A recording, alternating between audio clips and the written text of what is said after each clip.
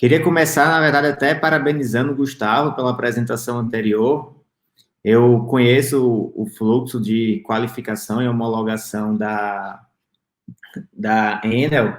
Nós somos parceiros da Enel e realmente é um critério muito bacana de ser seguido, porque a gente vê o quão, eu não digo só rigoroso, eu digo, na verdade, direcionado ao risco. E é importante a gente entender isso. A Benhoff, a gente tem muito essa veia, né? Direcionar o controle de acordo com o risco de cada fornecedor. E a gente vê a Enel colocando isso muito em prática. Então, parabéns pelo case de vocês, Gustavo, e fica como espelho aí para várias outras empresas. E eu vim aqui hoje trazer um tema para vocês que, como eu falei, ele é recente, não dá para a gente dizer que a gente fala de ESG ou ESG há muito tempo, porque não falamos, tá? Mas é um tema também, ao mesmo tempo, antigo, porque ele tinha um outro tema, um outro nome chamado mais de sustentabilidade, mas que várias ações já vinham sendo realizadas pelas empresas. O que a gente pensa aqui hoje? Fazer ESG dentro de casa é um grande desafio. Imagina aí você é uma empresa, uma indústria, uma empresa de energia elétrica, de telecom, de construção. Fazer práticas dentro de casa já é um grande desafio, porque envolve muito processos, cultura, pessoas. Imagina fazer práticas ESG nos fornecedores e exigir isso. É muito difícil. Mas a minha ideia aqui hoje é começar a colocar essa semente na cabeça de vocês e explicar como realizar esse controle.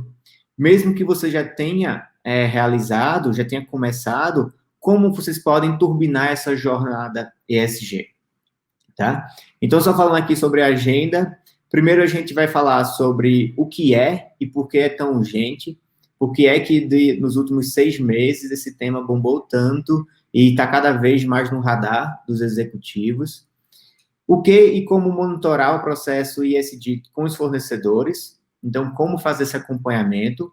Quais fornecedores monitorar. Vocês não precisam, tá, gente, pensar em monitorar todos os fornecedores ESG. Então, a gente vai sinalizar aqui quais seriam aqueles fornecedores mais críticos, que faz mais sentido vocês acompanharem mais de perto. E como começar e acelerar uma jornada ESG junto aos fornecedores, tá? Então, esse vai ser o tema da nossa apresentação de hoje. E eu vou começar explicando para vocês o que é. Gente, fiquem tranquilos se vocês não sabem, tá? É um tema, assim, relativamente recente, esse termo ESG, mas ele vem sendo cada vez mais demandado pelas diretorias, pelos investidores, por todos os stakeholders envolvidos nas empresas, certo? Ele é uma junção de 3 palavrinhas, que vem do inglês, o ID, Environmental, Social and Governance, que é meio ambiente, social e governança, tá? É um tripé que vai verificar como a empresa está se comportando em relação a esses indicadores. E alguns exemplos que poderiam ser verificados. Quando eu falo de meio ambiente, é identificar qual é o teu impacto para o planeta. Como que a sua empresa, a tua operação, ela impacta. O que você faz para neutralizar esse impacto? Então, como você faz para que esse impacto seja menor? E como você faz para regenerar o que já foi desconstruído? Então, por exemplo, estou falando aqui de uma indústria de papel e celulose, não tem para onde fugir. Tem que ter práticas de reflorestamento. E isso é super importante para o meio ambiente, isso é muito importante para o planeta. A nossa sociedade precisa disso. Mas quando eu vou para vários outros negócios, tem outras práticas também que precisam ser adotadas. Social, o quanto você contribui para o desenvolvimento da sociedade. Então, programas sociais, informações, diversidade, questão de racismo, coisas desse tipo. Quais problemas sociais você busca resolver? Então, qual é o seu foco? Você tem algum foco nesse sentido? E governança. Você combate a corrupção da sua empresa? Você tem esse controle? Você tem práticas, códigos de conduta? Você faz treinamentos com o teu time?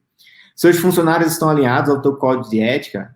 Não basta só ter um código de ética. Não basta ter o melhor código de conduta. Mas a turma está sendo treinada? A turma está colocando em prática realmente? E se você valoriza e reconhece as pessoas da sua empresa? você realmente está, eu vou deixar para depois, mas você realmente está colocando os bons fornecedores, os bons funcionários, de forma a valorizar eles. E aí, porque é certo, tá? É questão de ética, o meio ambiente precisa disso, porque é urgente, o planeta está gritando, então é muito importante, e porque dá lucro. Aí eu começo a pegar um gancho, tá?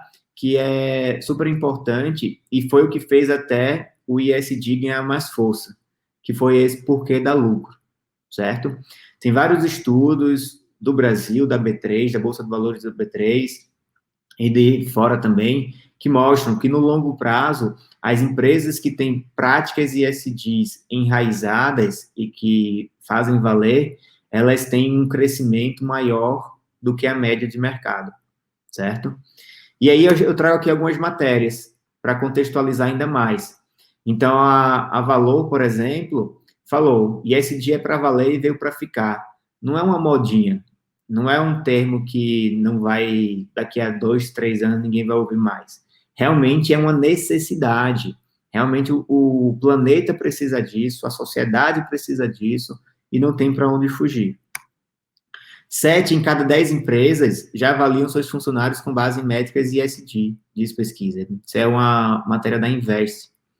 Então, as pessoas já estão sendo avaliadas de acordo com critérios ESG. Uma outra matéria aqui da Terra. Empresas que não se movimentarem nas questões ESG ficarão para trás, diz analista da CSP. Então, tá vendo aí que a questão da financeira vai ganhando mais força. ESG começa a mexer no bônus dos executivos. Então, os executivos, de fato, estão incentivando práticas ESG ou não, tá? Então, a gente vê matérias aqui que vem dando cada vez mais força a esse tema. E aí, algo que marcou muito foi uma matéria, um pronunciamento do Larry Fink, que é o CEO do BlackRock. Quem não sabe, o BlackRock é o maior fundo de investimento do mundo. Ele tem mais de 8 trilhões de dólares em ativos, então ele é gigante. Ele declarou que só vai investir, que o BlackRock só vai investir com empresas que realmente têm um foco ESG, que realmente tenham práticas ESG. Então, isso cada vez vai mostrando que tem mais força. E em 2021, tem um ponto interessante aqui, de janeiro a novembro de 2020, os investidores de mutual funds e ETF investiram 288 bilhões globalmente em ativos sustentáveis, um aumento de 96% em relação a todo o ano 2019. Então, a gente vê aí que, de fato, a preocupação é outra, a turma está realmente querendo investir, porque empresas que estão preocupadas com esse tema, no longo prazo, vão ter um crescimento maior, vão se destacar mais. E aí, algumas observações, fica a dica aí. Sem planeta não há sociedade, não há economia, não há mercado, simples assim. Não adianta nada se o planeta estiver mal, se o planeta estiver doente, não adianta as empresas aqui estarem com os melhores resultados, porque não vai ser algo sustentável. O mercado, consumidores e empresas estão reconhecendo e valorizando os negócios sustentáveis. Isso a gente vê na prática. Benhoff tem vários cases em que os clientes têm solicitado cada vez mais aos fornecedores boas práticas, controles, códigos de éticas, exigências, verificado reputação, questão de mídias negativas, essa empresa está envolvida com algum escândalo, com algo do tipo. Então, o mercado precisa de empresas mais sérias, e não é uma moda, é um movimento irreversível que realmente veio para ficar diante de tantas coisas que a gente vem vendo aí. Ainda mais no momento que estamos passando, super delicado e pandemia. Então, questões de doenças desse tipo também tem impacto ESG, certo? Existe uma pesquisa que foi feita pela KPMG em 2020, no ano passado, que foram entrevistados vários executivos, e eles falaram quais são os principais fatores de risco com terceiros na visão dos executivos, tá? E eu destaquei aqui de amarelo esses 5 entre os 10 fatores. Na minha visão, esses 5 aqui têm vínculo direto com o ESG. Então, vocês podem ver que os executivos estão preocupados, sim, com temas como esse, tá? Então, risco regulatório, de compliance, risco estratégico, entrega de serviço, alinhamento de estratégias, propriedade intelectual, risco país, sustentabilidade, questão geopolítica, risco reputacional, notícias negativas, o quanto vocês percebem, vez ou outra, tem uma mídia aí, cai na mídia que, tal empresa tem trabalho escravo, tal empresa tem práticas de racismo, tal empresa tem trabalho infantil, mas quando vai ser verificado, na verdade, não é a empresa que tem, é o fornecedor que está prestando serviço para aquela empresa. Mas só que a mídia quer audiência. Então, a mídia não vai naquela empresa menor, no fornecedor. Eles vão direto na empresa maior, na contratante. Então, por isso que é importante que a gente tenha essa preocupação. Sempre que isso ocorre, essa questão reputacional mexe diretamente no bolso das empresas, na imagem da empresa, na reputação dela, tá? E risco operacional também na cadeia de suprimentos. Questões de recuperação de desastres, resiliência operacional, risco modelo, recursos humanos e por aí vai, tá? Então, se a gente observar aqui esses 10 pontos mais críticos, 5 tem práticas ESG vinculadas, certo? E aí só reforça a relevância.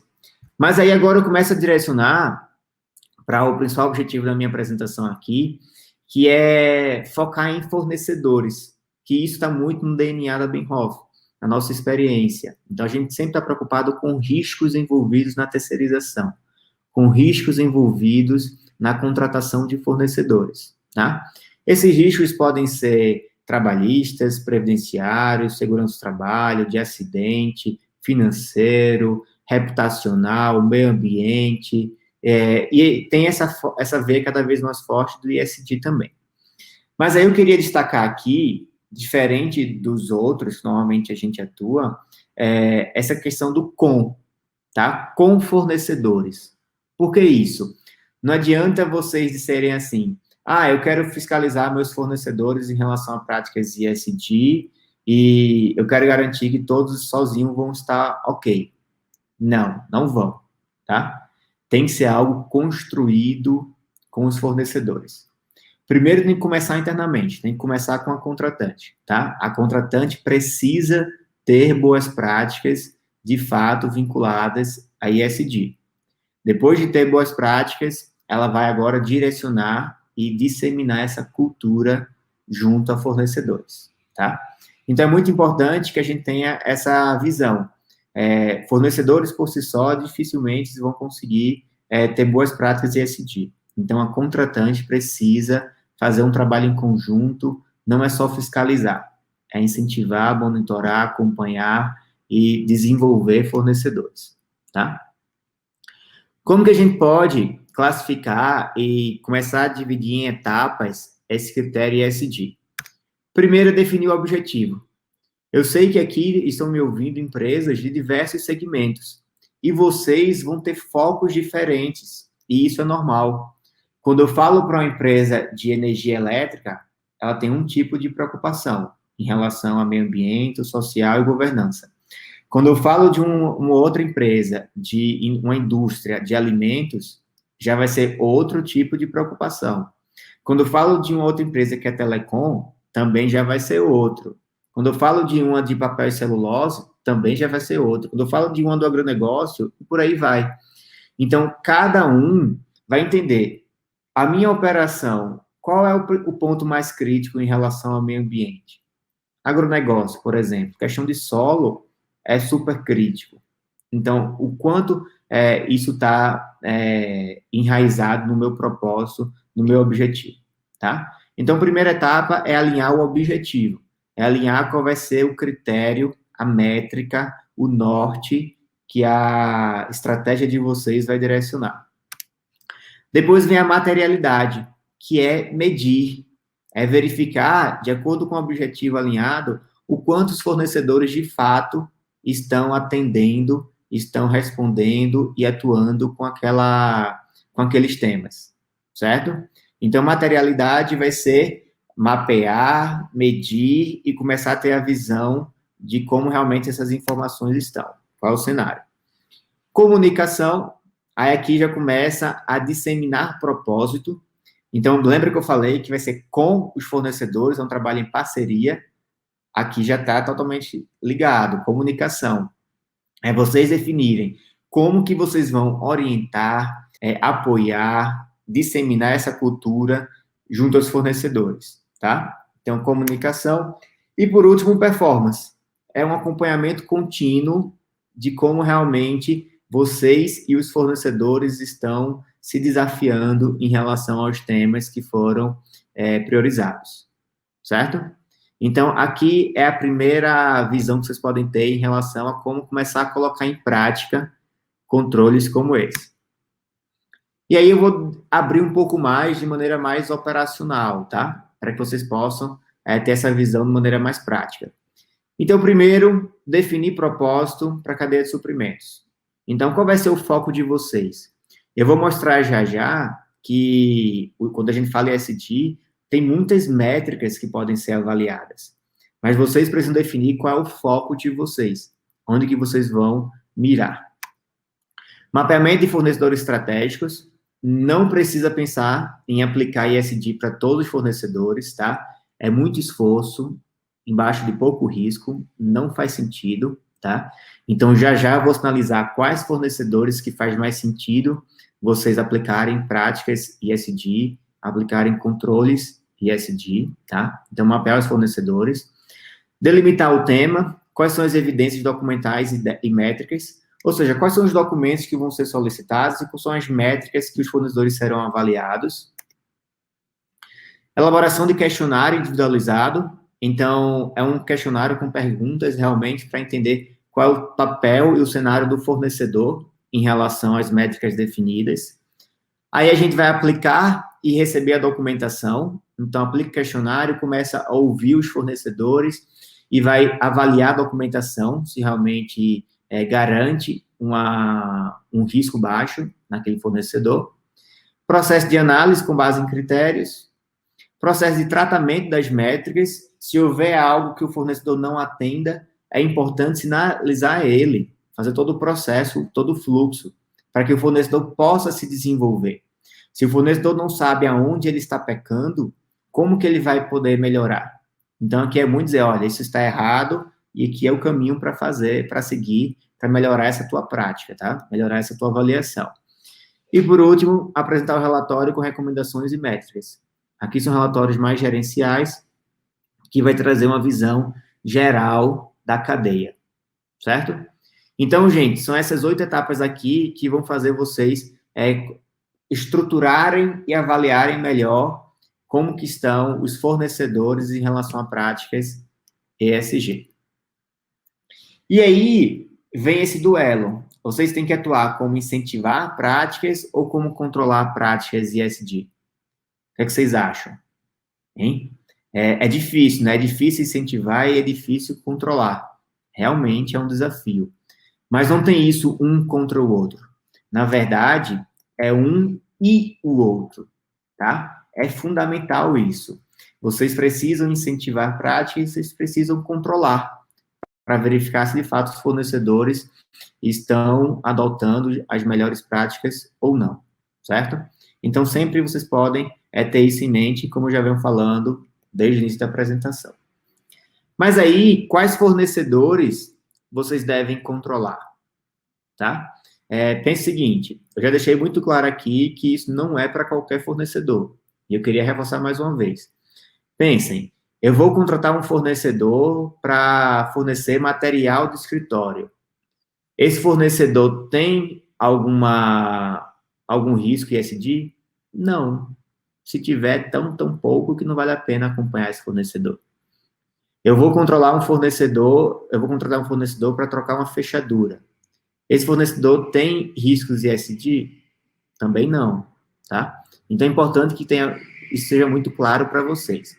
Quais fornecedores de fato? Aqueles fornecedores super estratégicos, tá? Aqueles que, se eles não fornecerem para vocês, a operação de vocês para.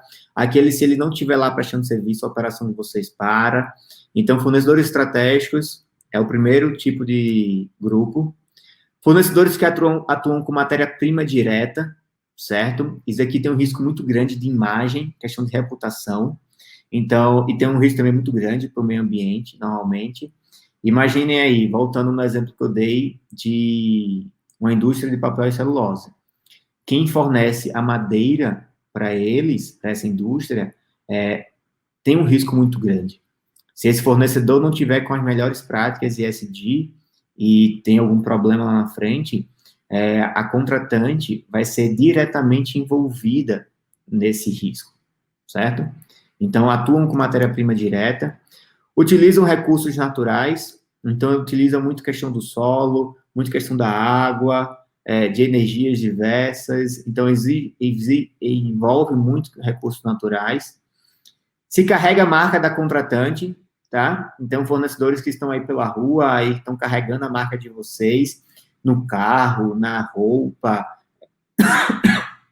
como representantes, e que prestam serviços diretamente no atendimento ao cliente, tá? Então, se a gente for aí, sei lá, para a própria Enel, que estava aqui apresentando, certamente eles têm vários terceirizados aí pela rua, prestando serviços diversos, tá? Então, eles estão lá com a marca Enel. Não é para o cliente, não é um fornecedor que está ali, é a Enel quem está ali. E a mesma coisa para com gás. A turma que vem na casa da gente agitar um gás ou ligar o gás ou qualquer coisa do tipo, não é um fornecedor que está ali, é a Comgás quem está ali. Então, esses fornecedores que atuam diretamente com o cliente têm um risco muito alto também, certo? Então, podem observar que não é qualquer tipo de fornecedor, são fornecedores que seguem esses critérios daqui. E aí vem uma questão, vem uma dúvida, tá? Para vocês aqui. Será que quanto mais documentos eu controlar, melhor? O que vocês acham? Será que quanto mais documentos vai trazer mais segurança, vai exigir mais controle dos fornecedores, eu vou ter fornecedores mais controlados e eu vou diminuir meu risco? Não, tá, gente? Vamos começar a construir essa ideia aqui também. Não adianta querer começar controlando tudo, tá? Ou controlando muito. Não faz sentido isso. Pensem num cenário do seguinte: se vocês não realizam nenhum controle até hoje e você quer virar essa chave já controlando muito, você certamente não vai conseguir ter bons fornecedores ou ter fornecedores preparados para atender esses requisitos.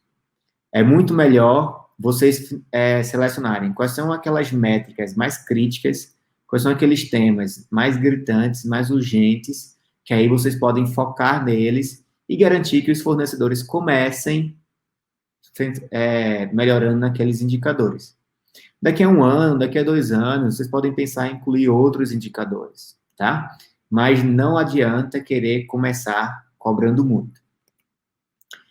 E agora a gente começa a direcionar para qual controle realizar. Como medir?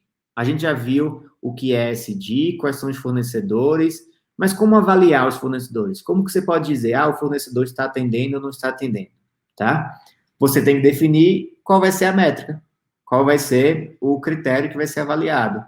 Então, um exemplo são as 21 métricas do Fórum Econômico Mundial do ano passado. Então, aqui ele fala quais são os itens que podem ser verificados. Nós pensamos diferentes, tá? Nós pensamos o seguinte, existem métricas core, que são aquelas métricas que são mais críticas, normalmente, para a operação da maioria das empresas, tá? E eu vou sinalizar aqui para vocês quais são. E existem métricas expandidas. São métricas que também têm uma relevância, mas elas vão ser utilizadas em casos específicos, não é pela maioria. Então, a gente pode ver aqui, olha, para meio ambiente, social e governança, nós temos algumas métricas que elas são core.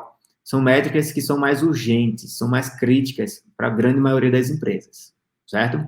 Então, por exemplo, efeito estufa, emissão de gás para efeito estufa, uso da terra, consumo e retirada de água das áreas, impacto de descarte de resíduos, proporção de colaboradores PJ, CLT, contribuição econômica, investimentos, impacto social, impostos, propósito, ética, anticorrupção, questões materiais, e por aí vai.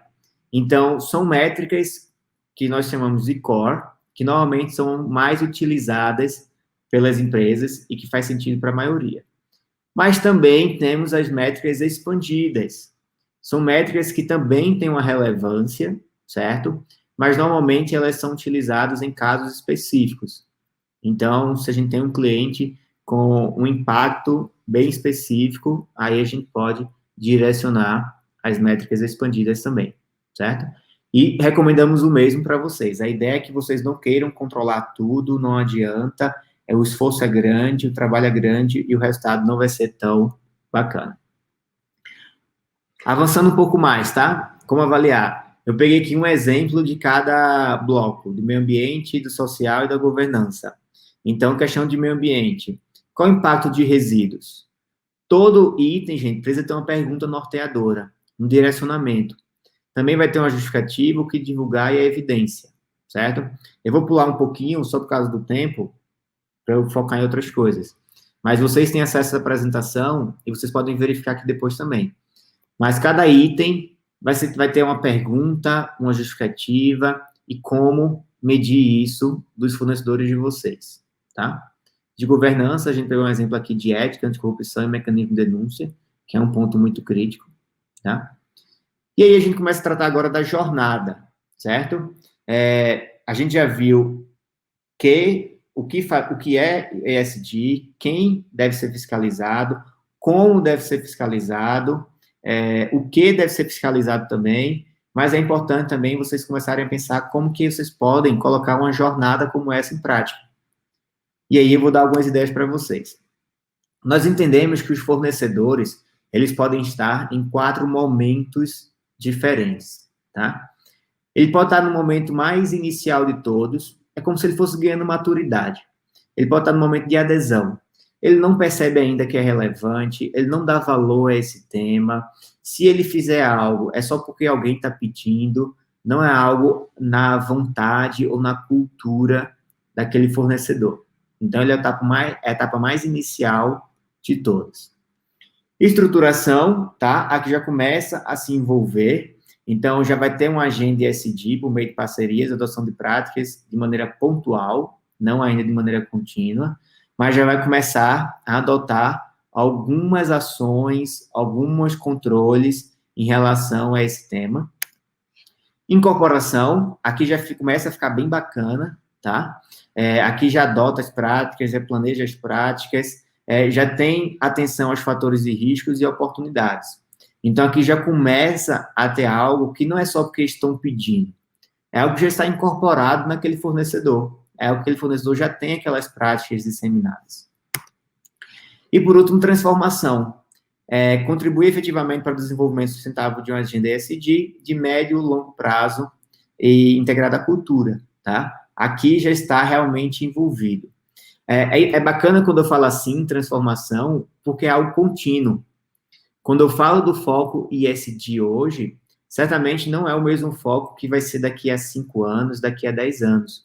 As métricas vão ser outras. ESG não é um projeto com início, meio e fim. ESG é algo contínuo, é algo que precisa ser sempre estruturado, direcionado, com um foco diferente a cada período, certo? Então, até eu vou falar mais na frente, é importante que vocês tenham sempre essa mentalidade de mudança.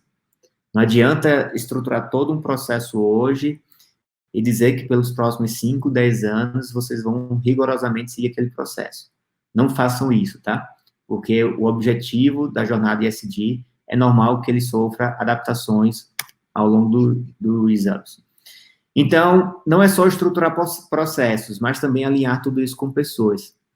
E quando eu falo ESG, esses 2 temas são super relevantes. Processos e pessoas. ESG só com processos não avança, ESG só com pessoas também não avança, tá? Vocês precisam colocar o ESG ali no meio e estruturar processos e sensibilizar pessoas, treinar pessoas, ter bons disseminadores dessa cultura.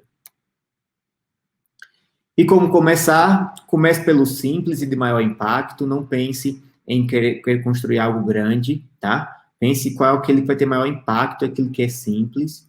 Comunicar essa visão estratégica aos fornecedores e à companhia interna, junto a todos os stakeholders envolvidos. Montem um comitê multidisciplinar. Eu gosto muito da ideia do comitê, porque vai envolvendo cada vez mais outras áreas, certo? Só que um cuidado muito importante. Se o dono do projeto, do tema ESG, for um comitê, dificilmente vai dar certo, tá? Precisa ter uma área, uma pessoa, uma equipe, como dono do projeto, e um comitê envolvido para que possa sempre estar complementando e crescendo em relação ao tema. Capacitar o comitê multidisciplinar, gestão de mudanças, ESG, framework ágeis, tá?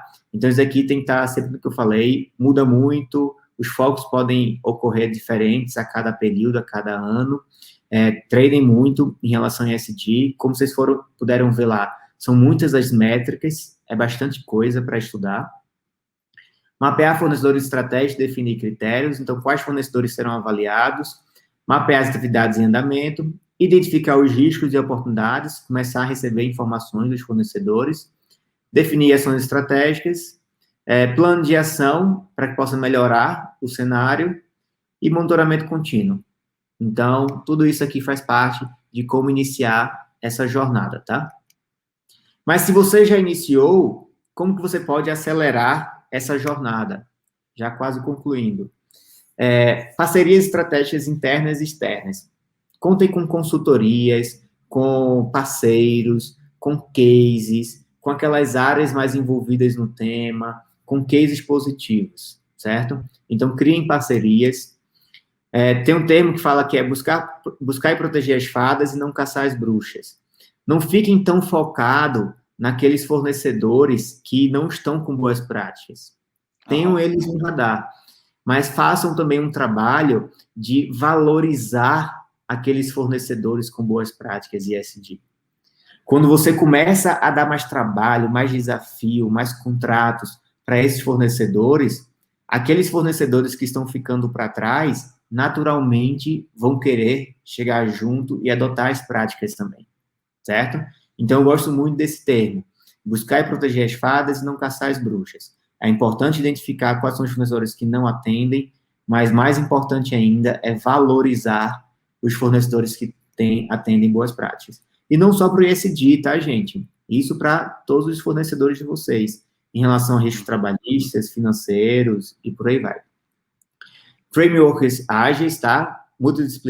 Multidisciplinaridade. Então, aqui a ideia é ter vários conhecimentos envolvidos ali naquele grupo. Comunicação transparente. Quando a gente fala de ESG, um ponto que eu não mencionei até agora, tudo tem a ver com stakeholders. Então, tudo é divulgado. Não basta só fazer e ficar entre vocês. Tem que fazer e tem que ser divulgado também. Isso é muito importante. Iteração, melhoria, ritmo, sensibilidade. Focar nas possibilidades, considerando a cultura e os clientes. Então, foque naquilo que for mais estratégico para vocês. Concluir, gente. Muito, muito obrigado, tá? Eu sou super fã da live e dos eventos aqui e fico muito feliz de estar podendo contribuir aqui com vocês e trazendo esse tema que tem toda uma relevância para o momento atual que nós estamos vivendo.